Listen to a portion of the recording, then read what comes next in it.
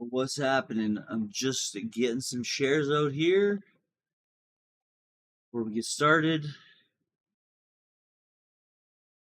Not been feeling well. I tried to get this video out way earlier again today. I was hoping to put out a video in between the last couple of days here or whatever. But I've been sick as a dog, so it is what it is. But we're here now, and we're making it happen. As always, lots to talk about.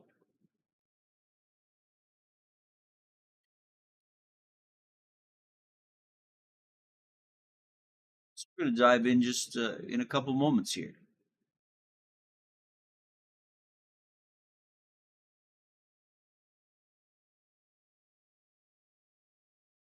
Getting a couple of more shares out here, folks.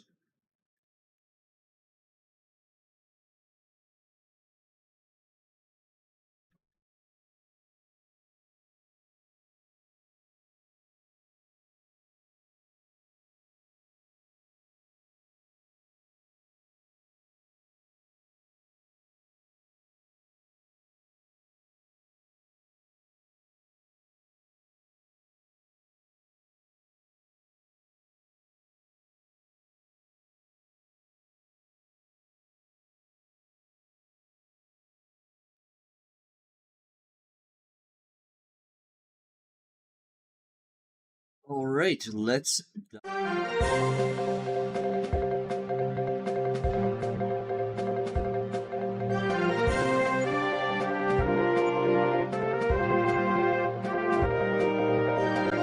are watching Chaos Crypto News. The crypto news.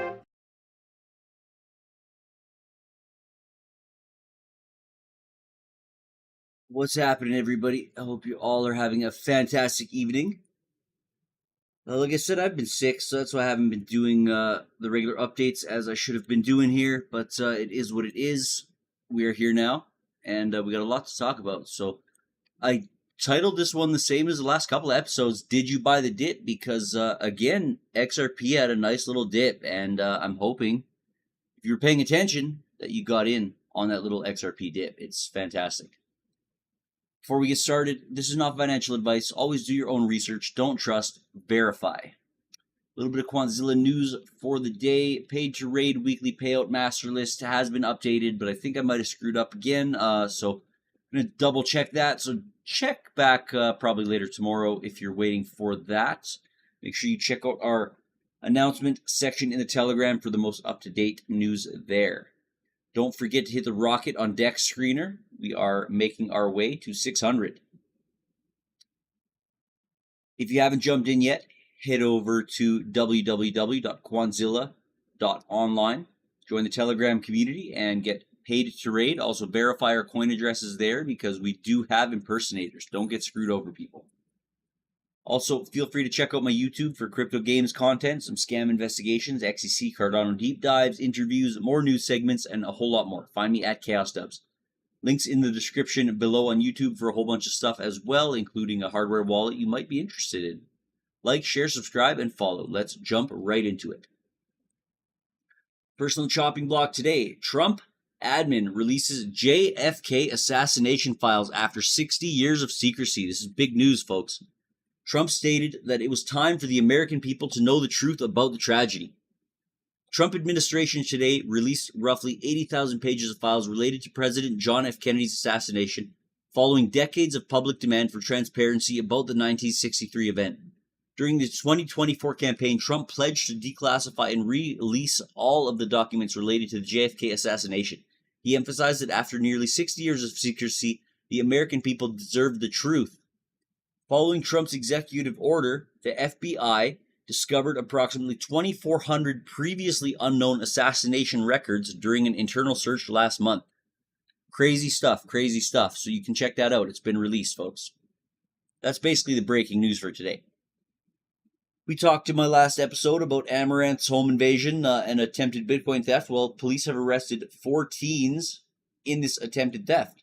One suspect, a 16-year-old, has remained unidentified, while 2 teenagers remain in custody, while a third has posted a bond of $100,000. Not a whole lot more to say here about that, but they have been caught. A crypto scam strikes Uniswap. Traders have lost over $215,000 in just seconds. This is another sandwich attack, folks. A crypto trader was targeted in a sandwich attack on March 12th while making a $220,000 stablecoin transfer. The attack resulted in the trader losing nearly 98% of the funds to a MEV bot, a maximum extractable value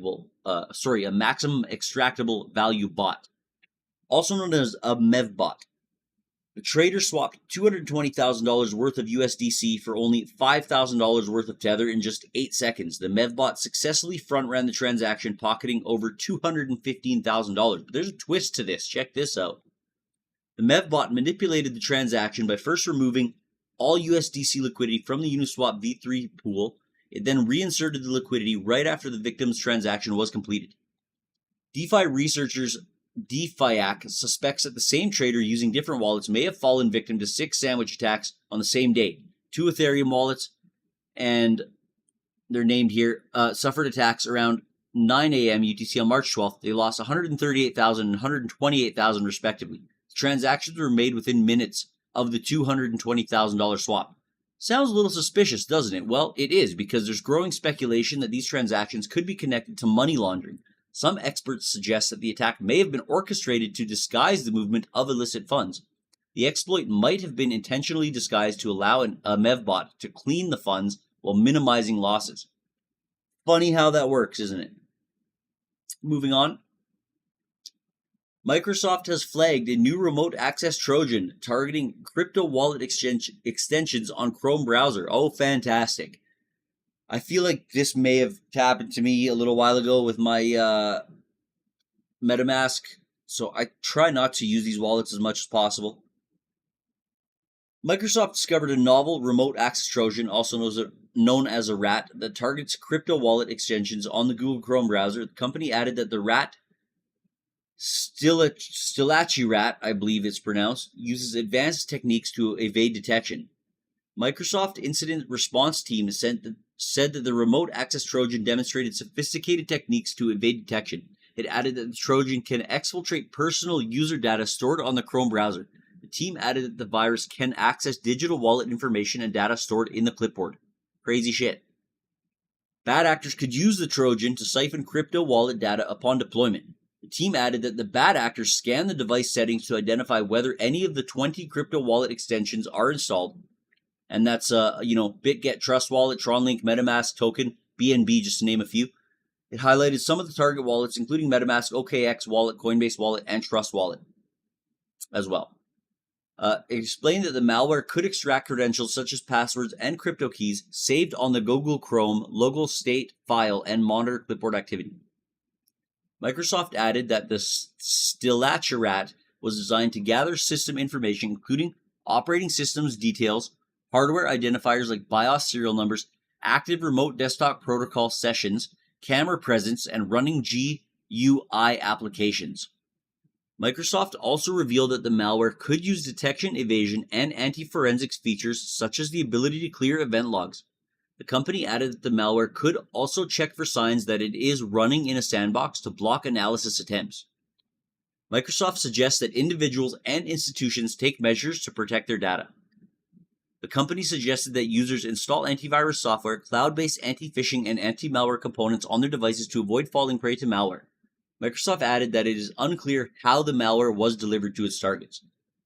Scary stuff, folks. We keep talking about scams and hacks in every episode, and you just really never know. You always got to be super extra careful. And I mean, don't put all your eggs in one basket, because even, Charles Hoskinson from Cardano was hacked recently.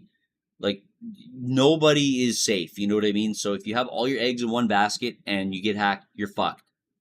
Diversify. Moving on. 2,300,000 credit and debit cards have been leaked on the dark web as hackers infect millions of devices, drain bank accounts. Millions of debit and credit cards have been leaked on the dark web amid an explosion in the number of devices infected by data stealing malware. From 2023 to 2024, at least 2.3 million bank cards were exposed via InfoSealer malware and posted on the dark web. Cybercriminals often leak stolen data in the form of log files months or even years after the initial infection, and compromised credentials and other information continue to surface on the dark web over time. Therefore, the more time passes, the more infections from previous years we observe. Cybersecurity firm says the InfoSealer malware known as Redline was the most prevalent of the data thieving malware, accounting for 34% of total infections in 2024. Referral, which primarily focuses on stealing bank card details and passwords, is another fast-spreading info stealer. Kaspersky advises individuals and organizations monitor banks' notifications, enables two-factor authentications, and runs full security scans on all devices to remain vigilant. Another tip that I've heard is you should probably get a new debit card like at least once a year, because this is a multi-year scam as they're talking about, so it might not be such a bad idea to, just get a new debit card every year. Just, say, oh, it was lost or whatever. Moving on. A crypto influencer has been sentenced to prison for wire fraud. Well, according to O'Daily, crypto influencer Thomas John Sfagra, known as TJ Stone, has been sentenced to 45 months by U.S. District Judge at the Brooklyn Federal Court. Sfagra was convicted of wire fraud. As part of the sentencing, he is required to forfeit $1.3 million, with the restitution amount to be determined at a later date. Not a whole lot else to talk about there.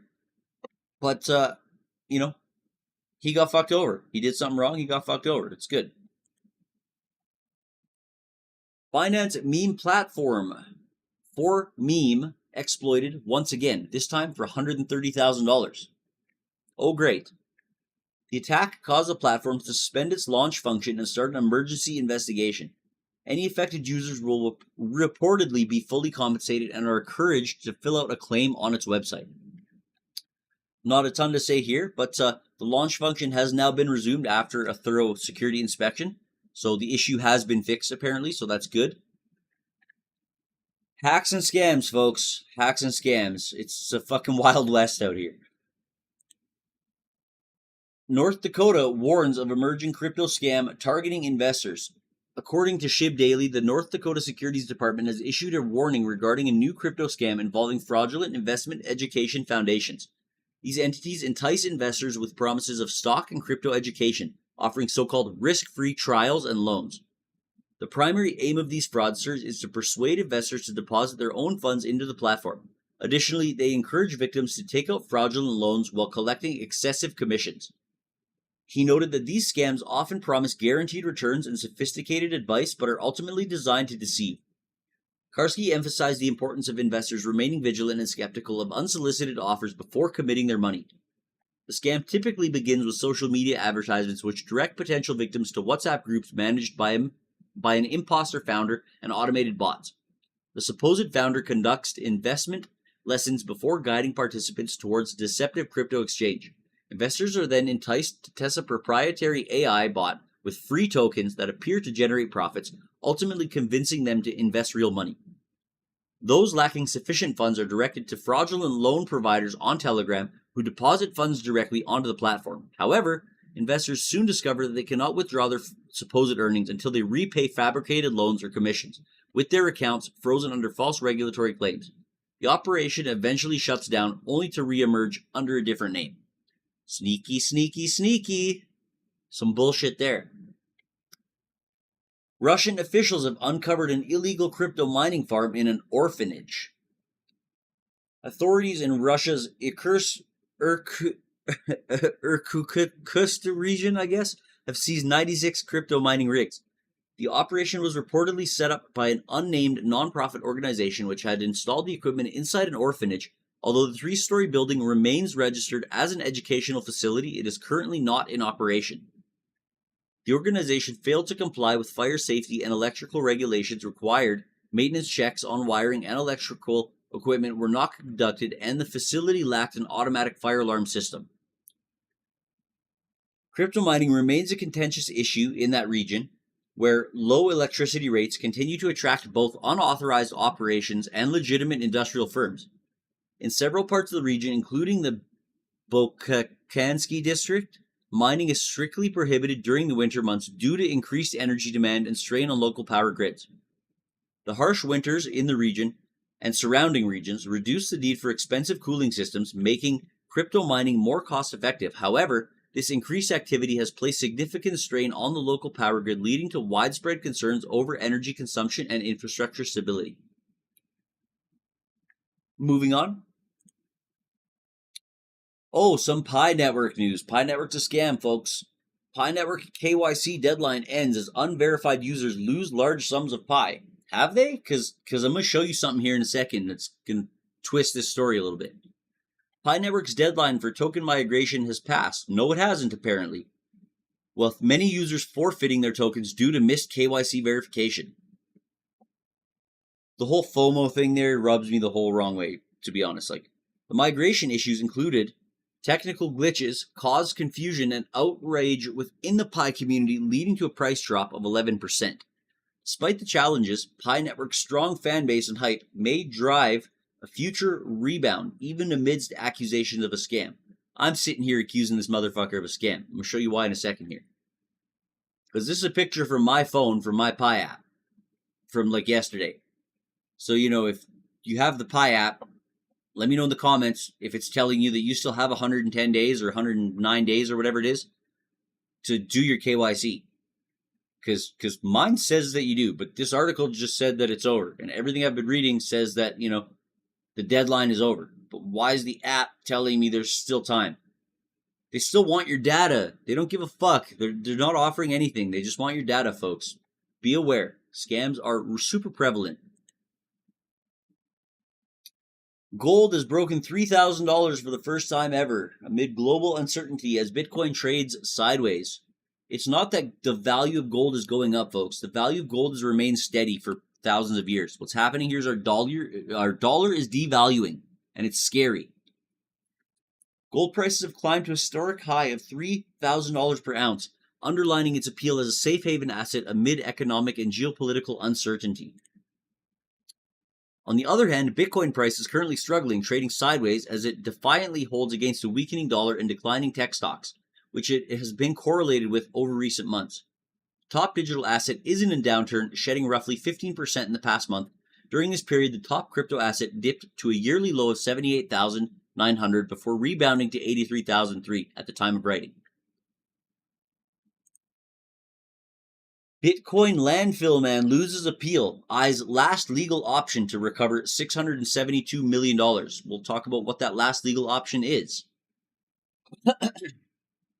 The decade-long legal battle of James Howells, the British IT professional who accidentally discarded a hard drive containing 8,000 Bitcoin, has hit yet another setback. An IT professional? More like an IT unprofessional. The fuck you discard that shit? Like, come on. A UK court recently dismissed his latest appeal, further diminishing his chances of recovering his lost fortune, now valued at nearly $672 million. Despite the repeated rejections from Newport City Council, Howells remains determined, claiming he has one last legal option left. He proposed funding the operation himself and even offered the council local community a portion of the recovered Bitcoin. However, his requests have consistently been denied due to environmental concerns and legal constraints. A final attempt? Well, what's next? Well, despite the court ruling, Howells is not giving up. He publicly stated that the plans to take his case to the European Court of Human Rights, arguing that a refusal of Newport City Council violates his property rights. This could be his last chance at securing legal permission to dig for the missing Bitcoin. Adding to the situation's urgency, the council has announced plans to close the landfill, as mentioned in one of my previous episodes, by 2026 to develop a solar farm on the site. With this pending development, Howells has suggested that if legal avenues fail, he may attempt to buy the landfill to gain control over the search operation. Whether he can acquire the land and whether the hard drive is even recoverable after more than a decade remains uncertain. Let me know in the comments. What do you think? You think if the hard drive is even found, if he wants to dig through trash for another 2 years or some bullshit, if he does get the place, will the hard drive even be recoverable? Let me know what you think. Global crackdown on Bitcoin ATMs gains momentum. Governments worldwide are increasing scrutiny on Bitcoin ATMs, citing concerns over their use in illegal activities. Authorities in New Zealand, Australia, and the UK and the US have raised alarms about their potential role in scams, money laundering, and other financial crimes. While no full-scale ban has been implemented, growing regulatory pressure suggests tighter restrictions may be on the horizon. The article did go on to talk more about, the differences in what countries are doing what exactly, but I didn't find it was really relevant. But, the days of Bitcoin ATMs may be coming to an end, folks. Elon Musk says he has found magic money computers printing money out of thin air. Musk claims to have found at least 14 magic money computers in the federal government with the ability to send money from nothing. Musk said the computers, which exist in several federal departments, including the Treasury, Defense, and Health and Human Services departments, can essentially issue payments and send money from nothing. You may think that government computers all talk to each other. They're synchronized. They add up what funds are going where, and it's coherent, and the numbers that you're presented as a senator are the real numbers, he said. However, that's not the case. They're not totally wrong, but they're probably off by 5 or 10% in some cases. So I call it magic money computer. Any computer that can make money out of thin air, that's magic money, he said. At least they're cleaning up the swamp. Trump said he would drain the swamp, and it seems like he's doing it. XRP stumbles, but analysts still see a path to $70. Analysts remain optimistic about XRP's potential price surge, predicting that the crypto will pass the critical test and hit somewhere between $33 and $70 despite the setbacks that are facing it lately. Can XRP hit $70? Well, one of the crypto analysts who remain confident on XRP is Agrag Crypto, who made a bold prediction on a possible surge. He said that XRP is operating on a cycle that might result in huge price levels in the future. Agrag Crypto believes that XRP could potentially hit anywhere from $33 to $70 in the upcoming months, putting in consideration both in short-term volatility and long-term potential. I think $70 is, pretty reasonable, to be honest, maybe even conservative. I don't like to do predictions, but if you know where XRP is headed, if you know what XRP is doing right now, what it's building, what's actually happening, where it's, tied into, a lot is about to happen. When that switch flips, it's going to be an overnight thing. It's going to be like, bang, you're going to wake up one day and be like, holy shit, what happened? Moving on. Toncoin spikes 30% after France releases Telegram CEO Pavel Durov. Toncoin spiked almost 30% over the weekend on news that Telegram founder and CEO Pavel Durov had his passport returned by French authorities. Durov was allowed to return home to Dubai, but will have to return to France in a few weeks because of the ongoing investigation, according to French news service. He has also posted a $5.4 million bail. And his release triggered an almost immediate bump in the price of TON of about 20%. So pretty crazy stuff there. Not sure if it's super bullish in the long term, but there's some gains to be made, I guess, in the short term there. Not a whole lot to talk about there otherwise. Moving on. Bitcoin bull run is over, warns crypto quant CEO. A lot of people are echoing this, actually, and Bitcoin doesn't really actually do anything. So when you think about it, you think Bitcoin's really going to go back to another 108, 110, 120,000? I'm not so sure.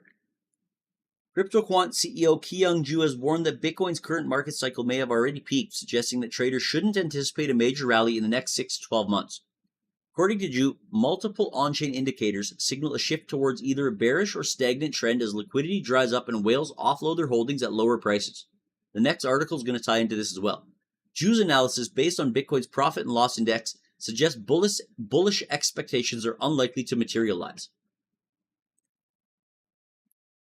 Analyst warns that MicroStrategy's $500 million Bitcoin buy could bring the next bear market. Well, MicroStrategy holds, I think, if I'm not mistaken, the second biggest, if not one of the top 3 or 5 biggest wallets in Bitcoin, holding 500,000 Bitcoin roughly. Michael Saylor's plan to offer stocks in order to acquire more Bitcoin has not gone down well with the crypto community. Strategy planned to issue 5 million shares of its Series A perpetual Strife preferred stocks, also known as STRF, to raise $500 million in order to acquire additional Bitcoin.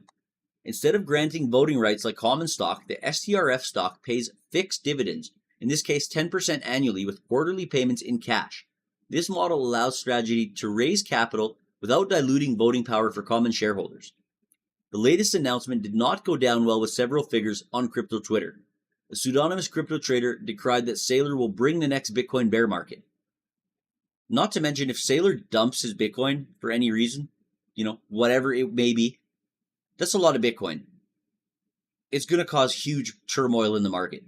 And the whole thing about Satoshi and, Satoshi getting in a divorce, apparently, if he is the Sergey, whoever that they're saying that apparently he is, which is, I'm going to talk about this in one of the next episodes. I'm going to have to remember to do that, because it's a video y'all should watch. It's being suppressed super hard. He has receipts. He's talking about who Satoshi most likely is, and apparently there's a divorce involved, and apparently his wife gets half of the 1 million Bitcoin, and that is going to hit the market coming this year sometime. So if that does happen, Bitcoin is absolutely going to drop, or it's going to at least shake a lot of people out. It's going to be scary times. Again, Bitcoin doesn't really do anything, folks. Kronos governance proposal that we were talking about to restore 70 billion Kro to a strategic reserve, well, it has gone through. The Kronos blockchain linked to Crypto.com will restore the total supply of Kro to its original cap of 100 billion tokens. The new tokens will be allocated to a strategic reserve with a long-term vesting schedule aiming to boost the ecosystem. The vote was initially close, but large validators affiliated with Crypto.com tipped the ballots in the final hours. Is that manipulation? It's hard to say. The Kronos community approved the governance proposal to restore the total supply of Kro to 100 billion tokens. This move involves the reissuance of 70 billion Kro that have been burned in 2021. The proposal had significant implications for the Kronos economy. The plan includes the creation of a strategic reserve under a long-term vesting schedule aiming to strengthen the ecosystem and fund new initiatives. Additionally, the Crypto.com seeks to position Kro in the institutional market by filing for an ETF, a strategy that could increase token adoption. This move aligns with a broader industry trend where crypto firms seek regulated investment vehicles to attract institutional capital and expand market presence.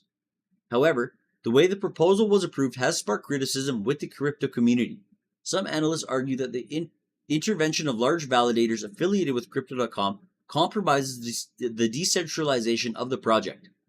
Despite the controversy, Kro's price reflected a mixed reaction, dropping 8.5% in the past 24 hours. In the long run, the initiative could strengthen the ecosystem provided the funds are used effectively and transparently. Let me know what you think about this in the comments, folks.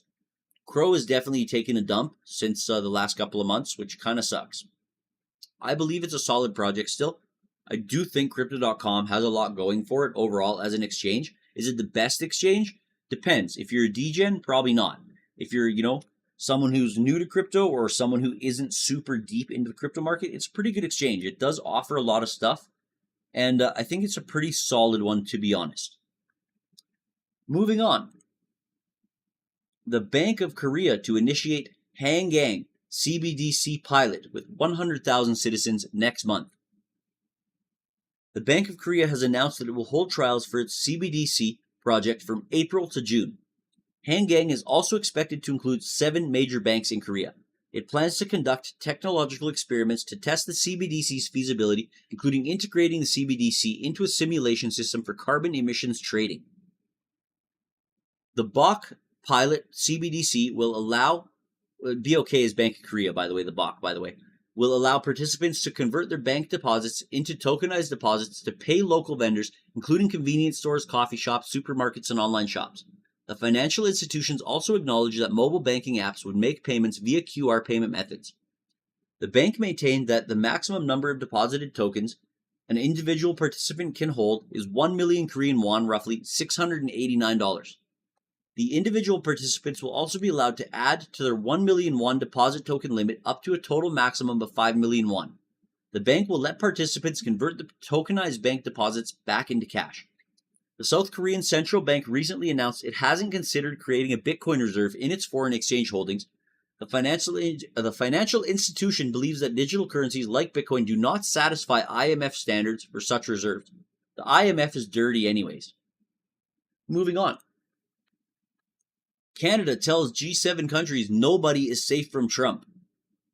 Foreign Minister Melanie Joly has warned world leaders that the United States under President Donald Trump is now a direct threat to its allies. If the US can do this to us, meaning Canada, their closest friend, then nobody is safe, she told reporters. The official G7 agenda includes Ukraine, the Middle East, Haiti, and Venezuela. But Joly is bringing up something else, Trump's trade war and his threats against her nation's sovereignty. The timing is no accident. Speaking from Ireland, Rubio tried to downplay the tension. It is not a meeting about how we're going to take over Canada. The economic battle between Washington and Ottawa is getting worse. Trump has been pushing for Canada to join the US as a 51st state, calling the US-Canada border a fictional line that isn't sitting well with Canadians, who now see the US as an enemy country. Some Canadians, for sure.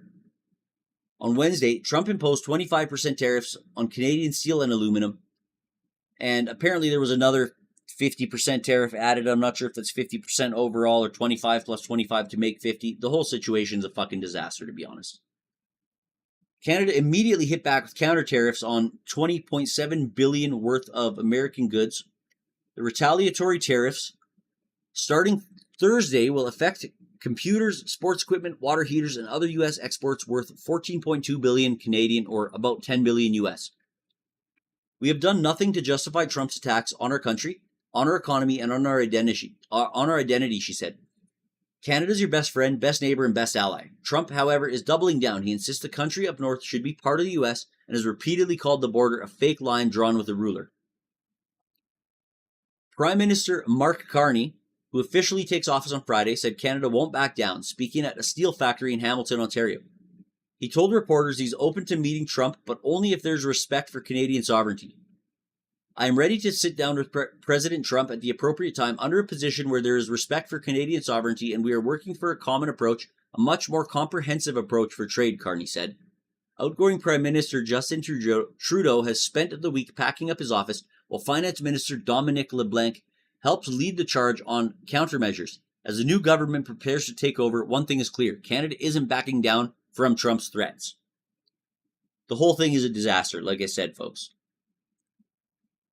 Our fucking parliament is a circus in Canada. It's such a joke. Ripple expands to Dubai. First full license in the Middle East secured. Ripple has secured a full license from the Dubai Financial Services Authority to offer crypto payment services in the UAE. The expansion will boost Ripple's global and operational presence, which aligns with the UAE's vision of establishing itself as a hub for fintech and blockchain innovation. Brad Garlinghouse commented on the development as part of a global trend, stating, "We're entering an unprecedented era of growth for the crypto space, fueled by increased regulatory clarity and institutional adoption. The UAE is highly positioned to capture the benefits thanks to its encouraging ecosystem for technology and innovation. With the UAE trade industry valued at over $400 billion annually, it stands to benefit from Ripple's blockchain technology, while they aim to expedite international payments and reduce costs." Dubai's proactive regulatory approach to blockchain and cryptocurrency, in line with DIFC's balanced approach, has positioned it as a global leader in fintech. Ripple's entry into the UAE market could potentially improve digital payments in the Middle East, a key region for global trade. A recent survey indicated 64% of Middle Eastern and African finance leaders see faster payments as one of the major benefits of blockchain. Good to know. Good to know. Interesting stuff there. Number of XRP addresses hits an all-time high. This is a few days ago here, but still relevant.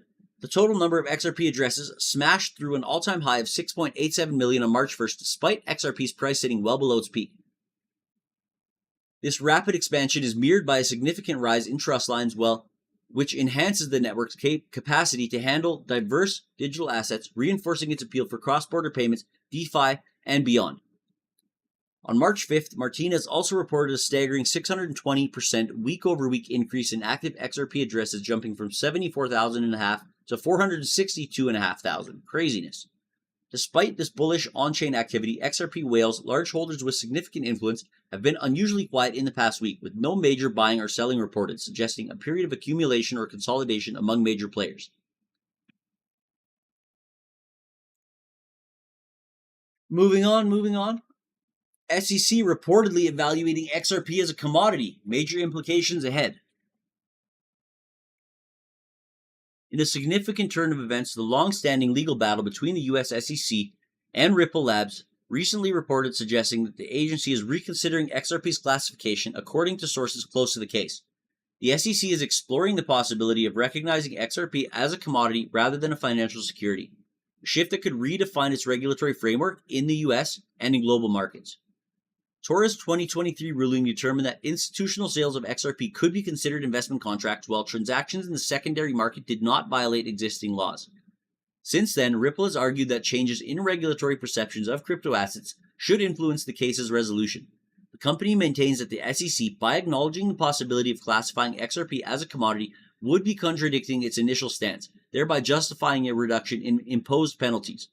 If the SEC opts to reclassify XRP as a commodity, this precedent could benefit not only Ripple but the entire crypto industry. The resulting regulatory clarity would facilitate institutional adoption and reduce legal uncertainties that have hindered the sector's growth. Moreover, this decision could pave the way for a more coherent regulatory framework for crypto assets, establishing clearer criteria to differentiate between securities and digital commodities. With this new perspective, XRP could solidify its role in global payments and liquidity, driving adoption and strengthening its market position. Few more articles for today, and the last one is a super cool one, super scary at the same time, folks. We've got a couple more before we get there. Ethereum gas fees dropped 95% in 1 year, but F price falls 53% since the Dencun upgrade. Ethereum's gas fees have dropped by 95% in the year following the Dencun upgrade, significantly reducing transaction costs. Ethereum's average gas fee has fallen from 72 Gwei in 2024 to just 2.7 Gwei. An average swap now costs 39 cents, while an NFT sale averages about 65 cents. A year ago, these transactions cost users $86 and $145 respectively.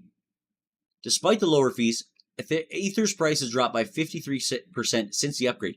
Too little, too late, Ethereum. Nice try. The recent drop erased all DeFi's total value locked gains since Trump's election. He also noted that Ethereum has faced a challenging few months, while Solana has seen increased activity, particularly with meme coins. Ethereum's upcoming Pectra upgrade has also encountered issues. The upgrade was deployed on the Sepolius testnet on March 5th, but developers soon noticed errors, including blocks being mined without transactions.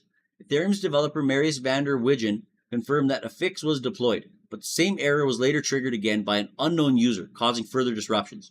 The sharp reduction in gas fees is a major improvement for users, but Ethereum's price decline and technical challenges raise concerns about its long-term position in the market. While the network continues to evolve, its ability to maintain a dominance in the crypto space remains uncertain. XRP coming to flip ETH and Bitcoin eventually. Mark my words. Wallet in Telegram to add 50 tokens and launch yield program in new update. Cool stuff here. A wallet in Telegram, it's called Wallet in Telegram, I guess, a third-party cryptocurrency wallet, is set to roll out a new version of its wallet, adding 50 new tokens and introducing an earn feature for users. The update will bring a variety of new tokens, including major cryptos like ETH, XRP, and meme coins such as Doge and Pepe. The full list of tokens will be finalized gradually, with the first release featuring 50 assets. The new tokens will be available for trading within the wallet, but users will initially only be able to buy, sell, and hold the assets in the app without transferring them to external wallets or exchanges. This means that, for now, altcoin transactions are limited to in-app operations with no on-chain deposits or withdrawals allowed. Along with the token expansion, Wallet in Telegram is launching a new earn feature. This feature will allow users to earn yields on assets like Toncoin and Tether. The first campaign for the earn feature will focus on Ton, offering flexible yield rates for Ton deposits. Users will need to deposit at least 0.1 Ton to participate with the yield program, and the yields will be generated from Ton staking. Cool stuff. Final article for tonight, and it's a crazy one, folks. This is some crazy shit. You may have heard of it already, maybe not, but if you haven't, it's going to blow your mind. Future is scary. The biological computer that runs on living human cells. Like, is there ethical concerns here? Like, oh my god. Cortical Labs, an Australia-based tech company, has recently unveiled the CL1, a biological computer powered by living human neurons. Dubbed the Synthetic Biological Intelligence, this unique device allows researchers to study how real neurons process information, potentially offering a more human-relevant alternative to animal testing.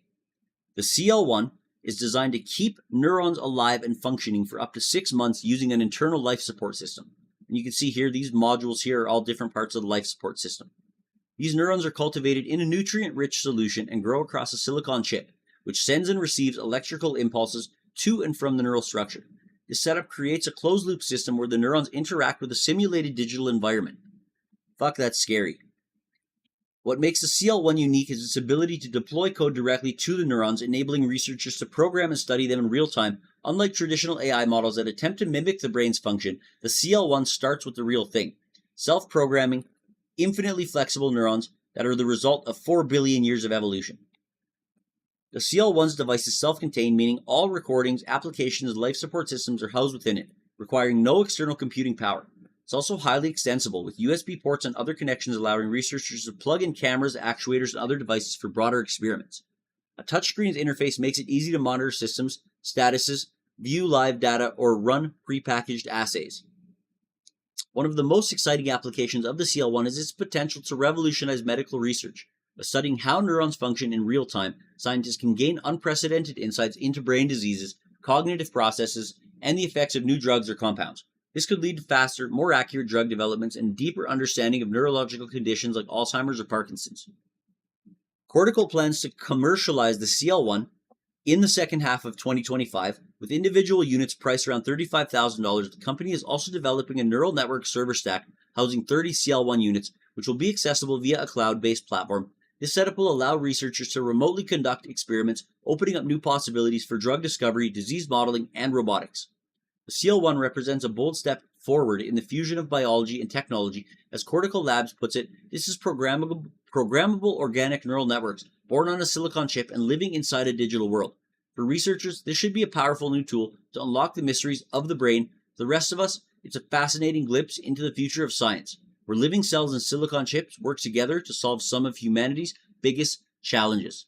Let me know what you think in the comments, if this is unethical, if this is something that you think maybe just taking a step too far, maybe, or, if this is kind of where we need to go, and this is where the future's headed regardless, maybe this is going to become alive at some point.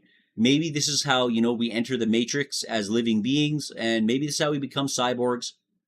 Maybe this is the key to, eternal life. Maybe this is how we take our brains and we put them on the chip, and then we become part of, the matrix and the ether. Who the fuck knows? It's super scary. Reality's super slippery at this point, folks. And it's kind of super exciting times to live in. What a time to be alive. With that, I just want to remind you, head over to www.quantzilla.online and check out what we got going on. Join our Telegram, join our community, head over to Deck Screener, hit that rocket. We're almost at 600, folks. It's getting super, super exciting there. We're releasing some cool stuff in the coming days here. We got a little bit behind on the next launch of I can't say too much yet, but you'll know soon. We're a little bit behind because there's some issues on the back end, not related to us, related to one of the partners that we're working with. So it is what it is, but we're working through it. And once we get that sorted, or once they get it sorted, I should say, it's going to be all systems go. Super exciting stuff on the horizon there. I want to leave you with another reminder, folks. Always do your own research. Don't trust. Verify. There's so many scams out there. Don't get scammed. Don't get attacked with the $5 wrench attack. Always watch. You're giving your information to, never let people know more than they need to know. Don't trust people super easily. Always double check things, or, go with your gut instinct is a good thing to put, I should say. What else can I tell you, folks? That's basically about it. I'm exhausted. I ain't been feeling well the last, week and a half here. It's been a rough ride. I'm not going to lie. I'm going to try to get more videos coming out as soon as possible here. Just working through stuff, working on projects, and making shit happen. So I appreciate you all tuning in for this late night episode. Hope you all enjoyed. Hope you all learned something tonight. Make sure you like the video, share the video, subscribe to the channel if you haven't. Follow if you're not following, and lots more to come. Lots more to come. Exciting times, folks. Appreciate you all once again. Bless and love. Bless and love. Have a fantastic evening.